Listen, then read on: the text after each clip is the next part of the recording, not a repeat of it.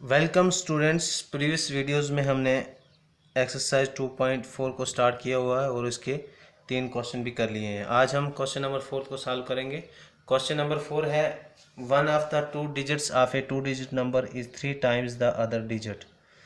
यानी ये क्वेश्चन में बता रहा है कि एक 2 डिजिट नंबर है, उसका एक डिजिट जो है, जैसे मैं आपके सामने एक 2 डिजिट नंबर लिख लेता हूँ।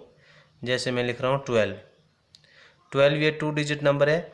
अब आगे बता रहा है कि इसका एक कंडीशन बता रहा है कि इसका एक डिजिट जो है, जैसे एक डिजिट इसमें 2 है, इसमें एक 1 है, उसमें भी एक डिजिट ऐसा है जो दूसरे से 3 टाइम्स है, यानी 3 गुना ज़्यादा है।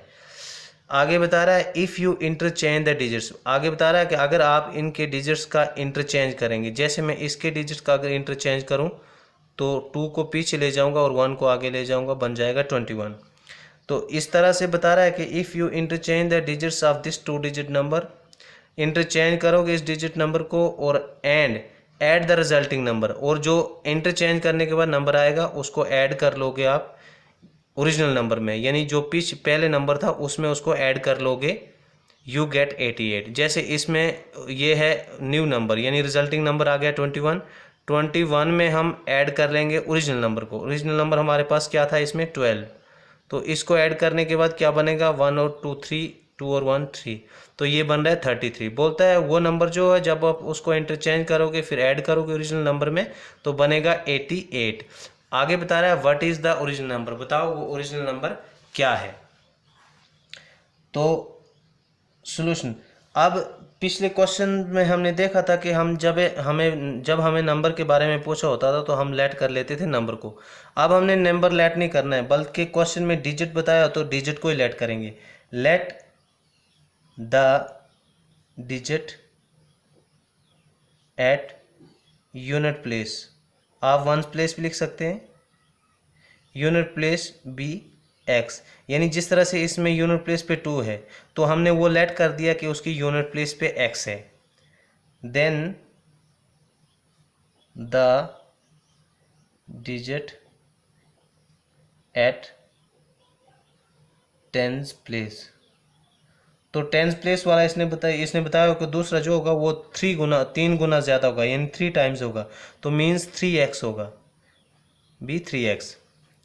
अब हम लिख लेते हैं therefore original number,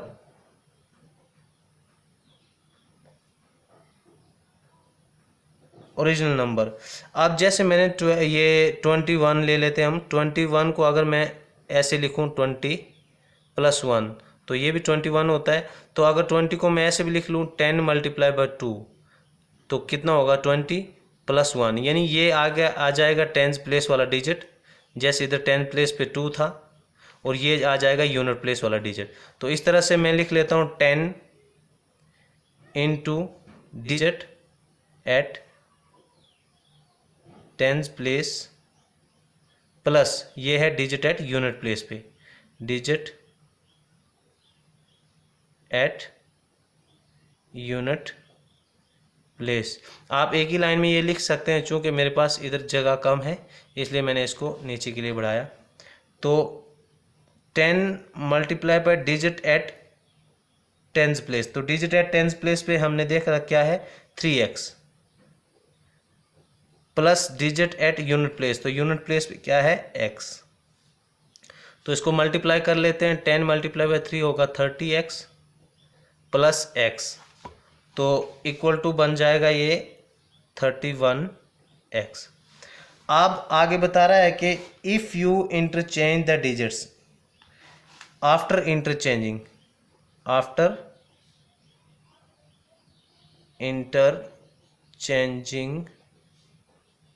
the digits new number. अब जब हमने इंटरचेंज किया तो न्यू नंबर हमारे पास क्या बनेगा, न्यू नंबर इक्वल टू क्या बन जाएगा ये। अब इसमें आप देख रहे हो जो टेंस प्लेस पे था वो यूनिट प्लेस पे चला जाएगा और यूनिट प्लेस वाला वंस प्लेस पे आ जाएगा। तो हम लिख सकते हैं इंटरचेंज करने के बाद क्या होगा, आप ऐसे भी लिख सकते हैं 10 × डिजिट एट टेंस प्लेस की जगह अब यूनिट प्लेस आएगा और यूनिट प्लेस वाला टेंस प्लेस पे चला जाएगा। तो आप ये बन जाएगा कितना, इसी को हम चेंज कर लेते हैं तो ये बन जाएगा 13x, यानी 1 पीछे आ गया और 3 आगे चला गया।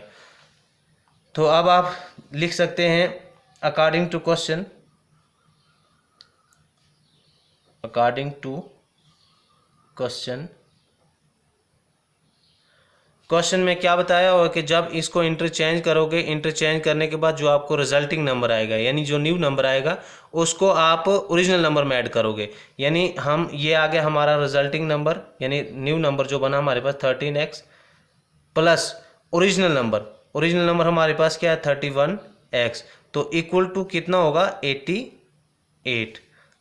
दिस इम्प्लाइज अब 13 को 31 में ऐड करेंगे तो बनेगा 44x इक्वल टू 88। तो मैं यहाँ पे कर लेता हूँ आगे, this implies x equal to 88 है आगे, और ये 44 आगे जाके डिवाइड हो जाएगा 44 से, तो 44 1 जार 44 और 44 2 जार 88, तो x की वैल्यू हमारे पास कितनी आ गई 2। तो अब हम लिख सकते हैं हेंस ओरिजिनल नंबर जो हमने निकालना था, original number equal to, original number हमारे पास क्या आया था 31x, तो 31 इंटू 31x लिख लो आप, तो 31 मल्टीप्लाई बाई x, x की वैल्यू आ गई 2 इक्वल टू 62, तो 62 आ गया हमारे पास ओरिजिनल नंबर। आप इसको चेक करने के लिए इंटरचेंज कर लें तो बनेगा 26, तो 62 में 26 को ऐड करेंगे तो 88 आता है। तो ये है आंसर इस क्वेश्चन का। No question number 5, question number 5 is Sahil's mother's present age is 6 times Sahil's present age. Sahil की माँ की प्रेजेंट एज जो है वो 6 टाइम्स है साहिल की प्रेजेंट एज से। Sahil's age 5 year from now, आज से 5 साल के बाद साहिल की उम्र will be 1/3 of his mother present age रहेगी, यानी साहिल की उम्र जो है वो 5 साल के बाद उसकी माँ से 1/3 रह जाएगी। What are their present ages, बताओ उनकी मौजूदा उम्रें क्या है।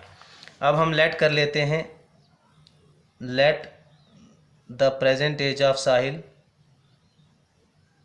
As of Sahil be x years. हम लेट कर लेते हैं कि साहिल की प्रेजेंट एज जो है वो x है, तो फिर उसकी माँ की उम्र कितनी होगी, then the present age of Sahil's mother be 6x, क्योंकि इसने बोला है कि उसकी 6 टाइम्स होगी, तो उसकी अगर प्रेजेंट एज है साहिल की x, तो उसकी माँ की कितनी होगी 6x होगी। अब according to question, according to question, अब क्वेश्चन में बता रहा है कि Sahil's age 5 year from now, आज से 5 साल के बाद, तो आज साहिल की उम्र हमने x रखी है, तो 5 साल के बाद उसकी होगी x + 5 इक्वल टू कितनी होगी, will be 1/3, 1/3 means 1/3, 1/3 of his mother's present age, तो उसकी माँ की प्रेजेंट एज कितनी है 6x, तो 3 1 जार 3, 3 2 जार 6, this implies x + 5 equal to 1 × 2x, this implies, अब हम इस 2x, ये x जो है इसको राइट हैंड साइड ले जाते हैं, तो इधर रहेगा 5 इक्वल टू 2x, ये x इस साइड आके माइनस हो जाएगा, this implies 5 equal to 2x में से x को माइनस कर लेते हैं तो एक x बचेगा, दिस इम्प्लाइज, अब हम x को इस साइड ले आए 5 को आगे ले जाते हैं, तो आगे हम लिख सकते हैं hence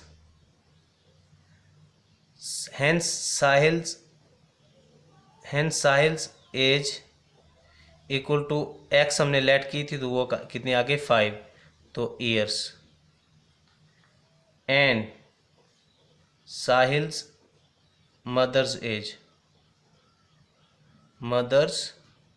as equal to 6x है, तो 6 मल्टीप्लाई बाई x आ गया 5, तो 6 5 जार 30 ईयर्स, तो साहिल की एज कितनी है 5 है और साहिल की माँ की कितनी है 30 ईयर्स है।